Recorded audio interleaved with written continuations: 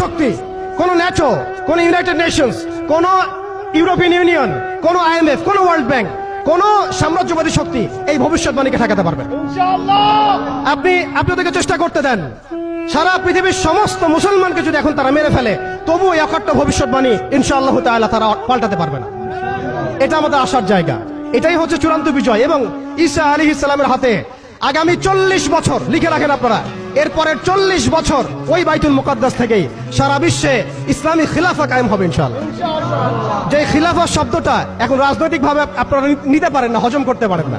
আমি জানি আপনারা জানেন না, অনেকেই এটা অজ্ঞতার কারণেও হতে পারে, তারা হয়তো জানেন না, আমরা জানাতে এসেছি। এই যে খিলাফা শব্দটা তারা নিতে পারে না, এই খিলাফাই হবে পৃথিবীর শেষ শাসন ইনশাআল্লাহ তাআলা। এই খিলাফা দিয়ে বিশ্ব শুরু হয়েছিল, এই খিলাফা দিয়েই বিশ্ব শেষ হবে। ঈসা আলাইহিস সালাম 40 বছর ওই জেরুজালেম থেকেই এই বিশ্বকে শাসন করবেন ইনশাআল্লাহ তাআলা। এটা লেখা হয়ে গেছে, কুদিয়াল আমর, এটা কেউ চেঞ্জ করতে পারবে না। এখন মাঝখানের এই সময়টুকুতে জায়নিস্ট আসলে কি করেছে এবং আমরা কোন কোন জায়গায় পিছিয়ে গেছি এবং আমাদের করণীয় কি হতে পারে, এটা আমি অল্প কথায় শেষ করে দিব। এক কথায় দেখুন, জায়নিস্ট মুভমেন্ট গঠন করার পরে তারা সর্বপ্রথম, ভালো করে খেয়াল করেন, তারা সর্বপ্রথম একটা ঐক্যবদ্ধ প্ল্যাটফর্ম এনেছে। আমরা দেখেন সারা বিশ্বে এখন পর্যন্ত মুসলিমরা একটা ঐক্যবদ্ধ প্ল্যাটফর্ম করতে পারি নাই।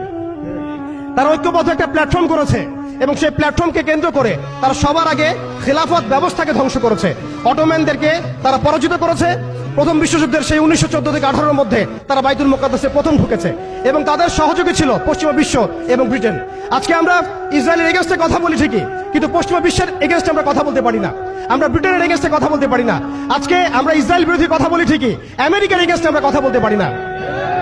আজকে আমরা তাদের পণ্য বয়কট নিয়ে কথা বলি, এটাও দরকার আছে, কিন্তু তাদের আদর্শ দিয়ে আমাদের ব্যক্তি জীবন, পারিবারিক জীবন, সামাজিক জীবন, ইভেন রাজনৈতিক অর্থনৈতিক জীবন পর্যন্ত ঢেলে সাজানো হয়েছে, এগুলো আমরা ছাড়তে পারি না।